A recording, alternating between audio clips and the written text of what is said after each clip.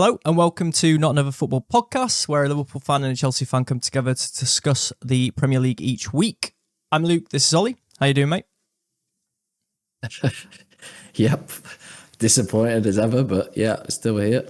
I know I've joined you this week. I am now disappointed for a change. Actually, it's been a rough month in terms of other competitions with Liverpool. And now the Premier League, bloody hell, man. That game against Fulham, it was not good. The first half was, it was atrocious. Why did you think it was so bad? Mate, we were off it. Konate started the game really poor. And I know he's getting highlighted in commentary by Carragher. But then everyone was just off the pace. Like, Szoboszlai was anonymous. Gravenberch looked tired. Curtis Jones at right back. Not going to work. It's debatable if he's working as a centre mid, to be honest. So as a right back, I'm not really sold. Robertson, so poor. Did you see it for the second goal? Yep, very bad. 3 mistakes in one. Well, the third is it deflects off him, so that can happen to anyone. But the attempted pass, and then they're trying to rectify the mistake with the header, just to gift it to Iwobi. Oh my God.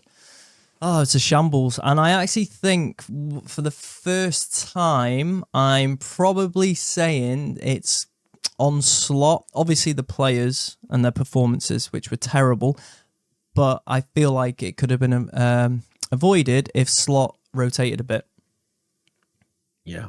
We spoke about that, didn't we? I think in the last episodes about reluctance to do that and what the motivations were behind that, whether it was fitness or faith within the players. But yeah, it'll be interesting to see how he copes with that moving into next season. Not a bad record, 26 games unbeaten for it to come to an end. But yeah, it'll be interesting to see how he plays that. What were your thoughts as to why he started with Jones at right back over when Bradley came on later on in the game anyway? Bradley looked really good. I'm assuming he's just managing minutes with Bradley because he's missed a lot of games of football over the last 2 seasons due to injury. So obviously he needs to be managed a bit more.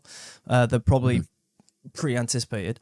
Jones played right back against Everton, did pretty well, but Everton, they weren't really an attacking outlet. So I think it was an easier game, as silly as that sounds. But the derby at Anfield, he was under less pressure essentially, whereas he was a bit more targeted in this game. And it didn't help that we were making mistakes that then, like the first one, it hits his knee. Maybe a person who's actually a fullback, his positioning's a bit better in terms of his body shape, so it wouldn't hit his knee to then obviously lead to Sessegnon scoring the equaliser. But yeah, I just feel like he doesn't have any faith in the actual squad at his disposal, which is fair enough. I get that. But the players that are playing look exhausted. Harvey Elliott can come in for Szoboszlai away at Fulham. Fulham are a good team, don't get me wrong, but you can still make these changes. Endo could maybe start a game instead of Gravenberch. I know he doesn't give you the control that you want on the ball, but it's still allowing Gravenberch to have a bit of a rest, and you still got someone who is capable of performing at a Premier League level to win you a game. I really don't get this notion of not utilising the squad to your full capabilities. And it's a real weird one with Jota as well. He's coming under a lot of flack off Liverpool fans because if he doesn't score, he doesn't really do much. And we've gone from having glimpses of him and him scoring and being an impact player, whereas now he's getting a longer run in the team, a longer stint. I think we're seeing the weaknesses that he does have, which unfortunately just highlights how much we need to sign a number 9. He's perfect as the squad backup 9. He is the perfect backup front man. He can come off the bench, he can make impact, he'll be good in short stints, but in the longer stint, I think we've discovered that he's just not the guy. Yeah, Chiesa is somebody that we've mentioned a couple of times, but a good case in point, right, in terms of he's barely given him any minutes off the bench even as well. Really does not. Obviously that exemplifies, I guess, the lack of trust in terms of, when they looked, like you say, yesterday down on their feet, to only give him What? He came on for like last 10 minutes. Yeah, if you include injury time, 10, 11 minutes. Yeah. Very strange one. He always shows me something, I feel like, when I see him play. And it might not, it's always glimpses of having chances. I know as silly as that sounds, but how many times have players come off the bench who are front players and never look like they're ever going to get a sniff of a chance? Kaiser always has something, even if it's a half chance. He has a moment, and you think, what's he like in training? I mean, there's something that obviously isn't clicking there for Slot. But I feel like there is a player there that can be a real impact player and deserves more minutes than he's having, especially when you got the likes of Nunes, pretty much a goner in the summer. Diaz, pretty much a goner in the summer. And yet these players, and Gakpo, who's been brilliant this season, coming back from injury, they're still just thrown in ahead of him. If there's ever subs, they're always ahead of him in the pecking order. It's like, it's a bit of a weird one. And all the rumours are that he's going to stay, apparently, which I can't see. I don't see how that would work. But unless he's, I don't know, bedding in season or something, and Slot has a master plan for him next season, which I doubt. But yeah, it is absolutely crazy. Do you think pressure's on? I think next joke, please. I don't think 11 points clear with 7 games to go. Pressure whatsoever. I know, yeah. Pressure's for tyres. Yeah, I mean, it's just a case of when you're going to wrap it up, right? The run-in for you guys is what? Leicester next? West Ham next. West Ham home, Leicester away. Oh, sorry. Yes, West Ham first. Sorry, yeah. Mm-hmm. Yeah. I mean, all three of those teams that you're playing now are in the next 3 fixtures have got 0 to play for, and they're all really poor teams, aren't they? Right? Yeah, really poor. Yeah. Because after the Leicester game, it's Spurs at home, so really should be getting 9 points from that. And I think that will pretty much kill off. I mean, surely they don't believe they actually have a chance. I mean, I'm seeing people online. Yeah, I know. But I'm seeing people online that are literally saying like, oh, the pressure, I'm feeling the pressure. We're going to bottle it. Liverpool are going to bottle it. And Arsenal fans like, if we win our games, they will crumble and all this. I'm like, wait, we've lost 2 games all season. That was our first defeat in 26, our first loss away from home in the season, in the Premier League season. It's like, what a weird mindset. I mean, surely, even Luke Predicts has given us a solid 98% win chance ratio. Yeah. I don't quite think there's any chance of them getting back into it. So I mean, look, you just kill it stone dead. You win the next 3 games, which you could easily do against those sides, and then it's done. There's no way they've got what? Brentford, Ipswich, Palace next. So I mean, they could win all 3 of those, but they're sandwiched in between the Madrid. They've got Champions League tie in between that, right? Yep, they got Madrid this week, and then I don't know if it's the following week or 2 weeks. It's usually the following week at this stage of the season, isn't it? Yeah. So yeah, they'll have that, and then they've also got us to play at Anfield. So I would wrap it up then. Yeah, I mean, I wanted them to give us a Guard of Honor. That would have been pretty funny, but bit of respect there, Guard of Honor. But I don't think that's going to happen now, unfortunately. We got you as well, actually, haven't we? We got you away just before we play Arsenal. Yeah, that'll be a good game, I'm sure. I'm feeling pretty confident about that one as well. But yeah, I must admit though, it's one of those that I don't really see the need to have there's just so many weird people out there having a full-blown scale meltdown over it. And it's like, guys, 11 points clear to win the Premier League with 7 games to go. I mean, who's not snapping your hand off at that? The Klopp and Pep era of football, I bring Klopp in because even when we came second, we were getting ridiculously high 90 points or mid-90s. Yeah. It's really brainwashed football fans like, mate, if you don't get 95 to 98, you know, it's always looking over your shoulder. It's like, no, mate, go and take a look back when United were winning the title. Yeah. In their dominance period. You're getting mid-80s, you're getting low 90s, that sort of, around that sort of points tally. You're winning the league, and you're winning it pretty comfortably. That's basically us this season. You're 26 games unbeaten. Yeah, exactly. Well, we were, but yeah, exactly. Why are people like losing their minds over it? I mean, reactionary, I know, but yeah, it was a real poor performance. Really, I mean, I know Slot denied its complacency, but it has to be complacency. I mean, they literally seen that Arsenal drop points again the day before away at Everton. Started the game as if like, we're cruise control. We take the lead. Even more like, we're in cruise control. Van Dijk had a terrible game. But I don't know. The PR spin's now on that his new contract's going to be signed pretty soon. So I'll take a loss to Fulham to get that sorted. Yeah, that springs him round in terms of the signature, then fair enough. Yeah, needs must. So, I'm still feeling pretty confident. I have no qualms about saying that we're going to win the league. It's going to happen. So, I feel like Liverpool fans just need to chill out a little bit. But, anyway, we'll move on to you guys. Chelsea. How are Chelsea fans? Are you happy now? A solid 0-0 home draw with Brentford? No, were you away? Away draw. That's their first clean sheet of the season at home. Yep, and it's our 8th game away from home that we've not won. A record that we've not surpassed since, I think it was 2001. So, wow. Yes. Wow. Yeah. 8 away games without a win. Terrible. Turgid, terrible. I could use some expletives, but I'll refrain.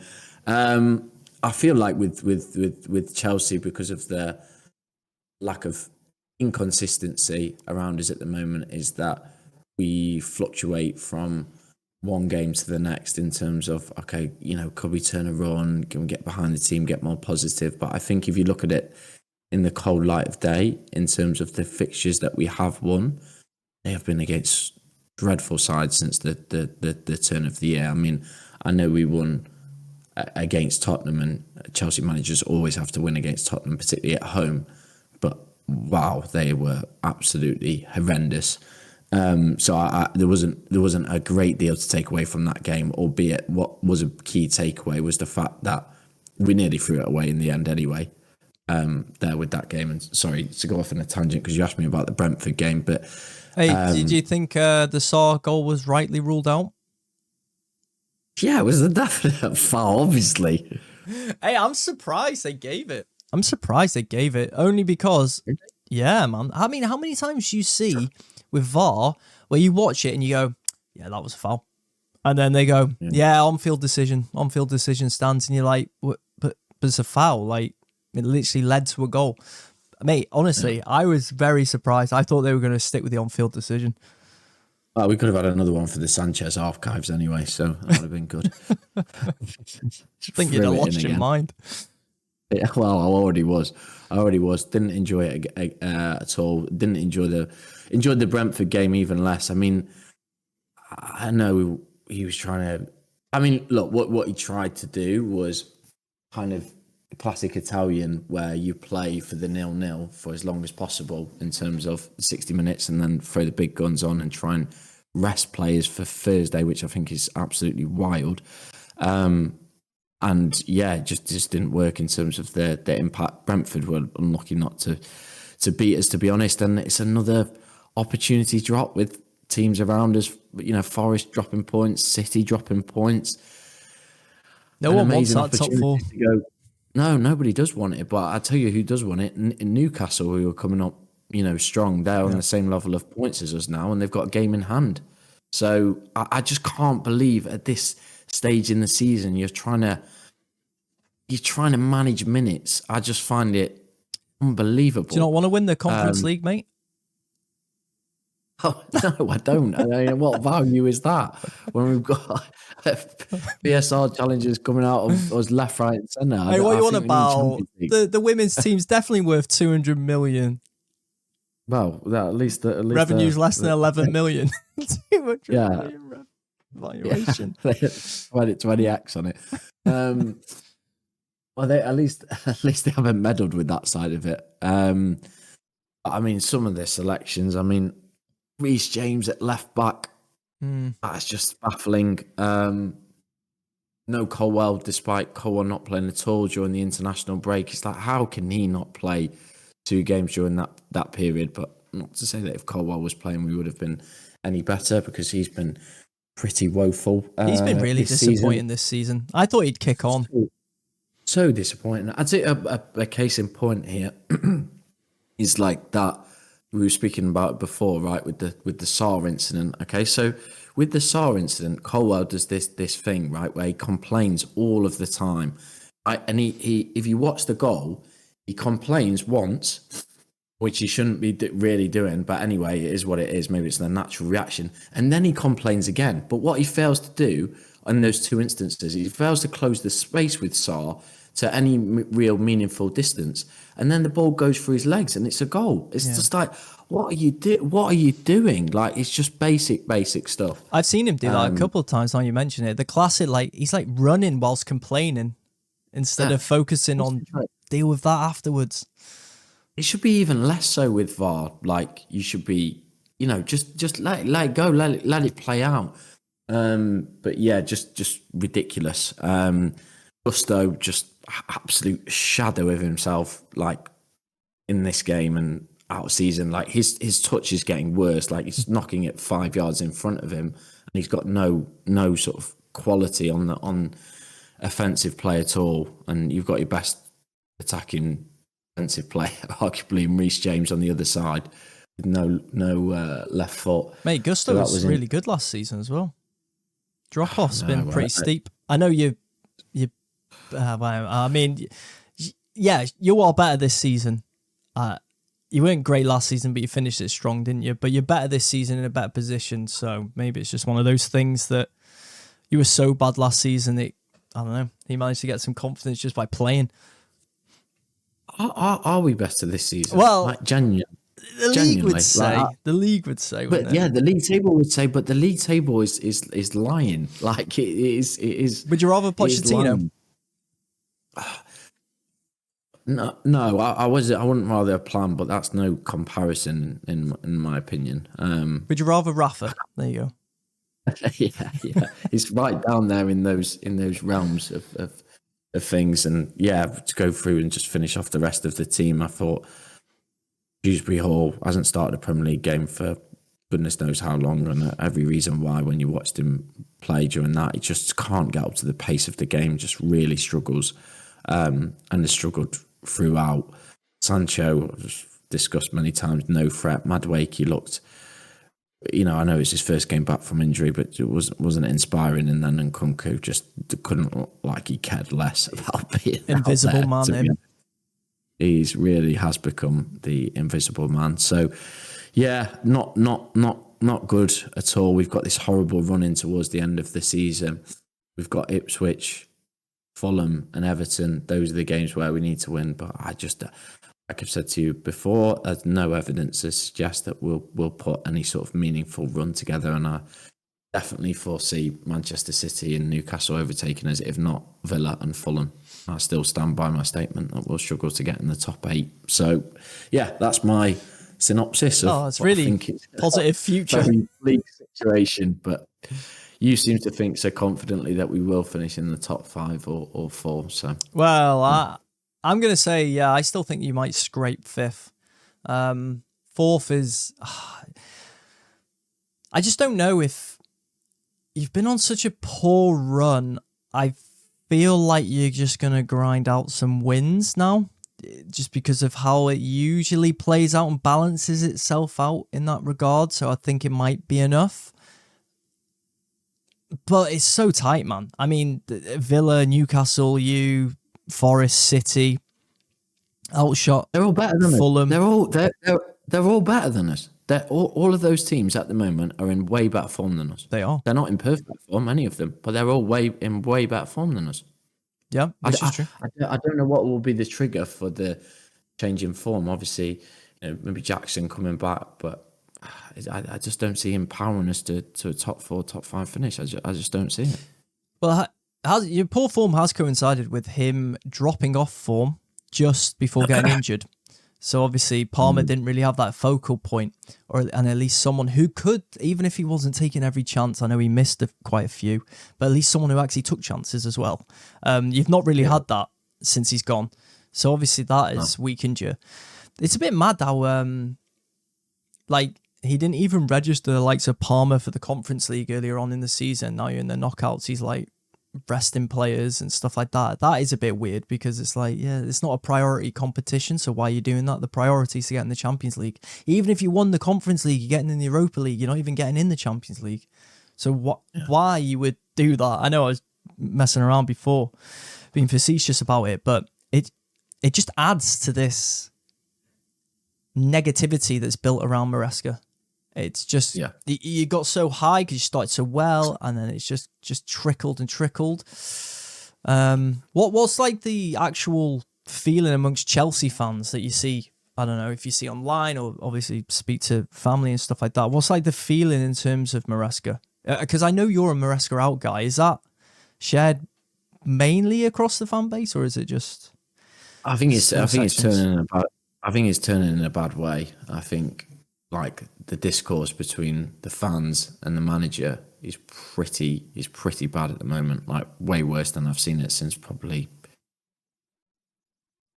Rafa. I would suggest, and that's to do with the way in which the style of play's gone. I think Chelsea fans are in large part, and probably rightly so, reluctant to see like another change from another manager. But I mean, the football is dire, really bleak. Is really bleak, and that is contributing to things in a bad way. There's a plan there, but a bad one. I mean, what do you think? Do you think he will the pressure from the fans and the pressure online, do you think that will result in a change, or do you think they'll keep him? No, I think they'll keep him. I mean, obviously, I predict that you're going to get 5th. So I think they'll keep him because it'll be enough for Champions League. However, that being said, if you don't make Champions League football this season, I feel like obviously he's going to come under more stick and more pressure from the fans. He'll get the start of next season. And unfortunately for you guys, if he starts badly, he'll be sacked. And the worst part about that is, as we all know, because we've all had managers that this has happened, is that means you've wasted another summer and you've ended up buying players for their system or that manager in particular. I mean, just look at United to see that, why they ever did that with Ten Hag. We'll never know. Not saying it's got to that levels, but I'm just saying, because if the animosity turns, it's only going to be heightened even more if you get off to a bad start next season. And the board will react. They'll be forced to. And they probably will sack him. So you're in a bit of a tricky situation, to be honest. I mean, it doesn't help that the football's so bleak. When you watch you are really boring. Just like when I watched City United, it was so bad. Chelsea play this slow, controlled football with not really any control. Don't really look like they're ever going to score and look vulnerable at the back. Very boring. Yeah. So it's like...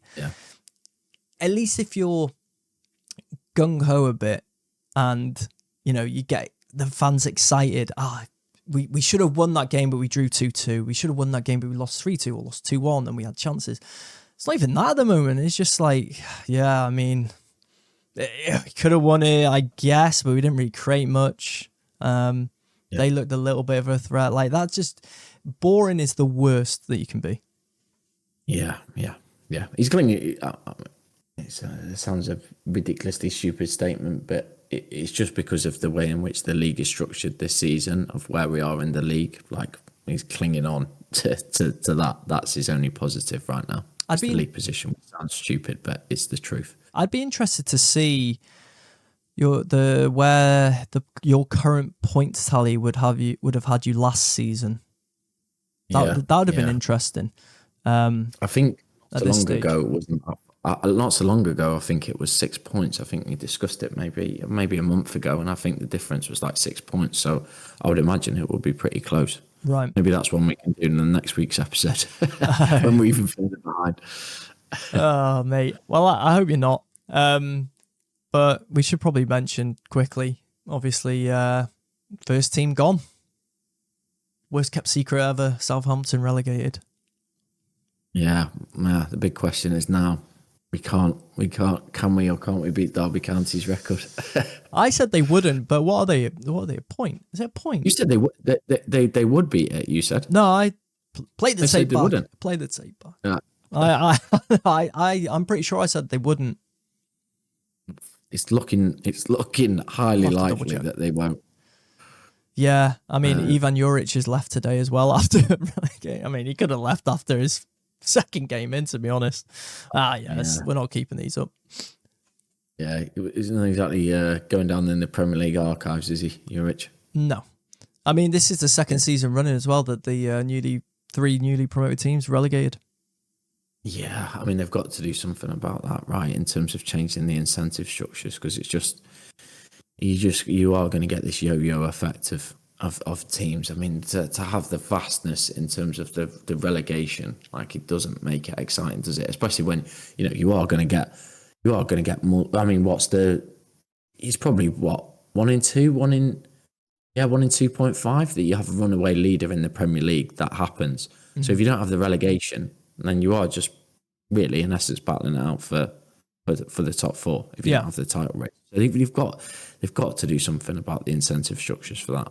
Yeah. I mean, this is really bleak.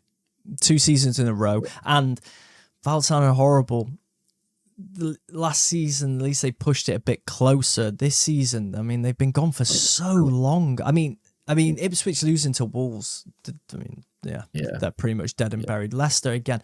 Leicester hiring Ruud van Nistelrooy. Ruud van Nistelrooy to go on I think in his 18 games, he's lost 14 of them. And in the last 7, he hasn't scored. Unless they get a goal late on against Newcastle. But it's like horrendous appointment. Why would you go for him? It's not just a horrendous appointment, is it? It's a horrendous squad in comparison with the others. I agree.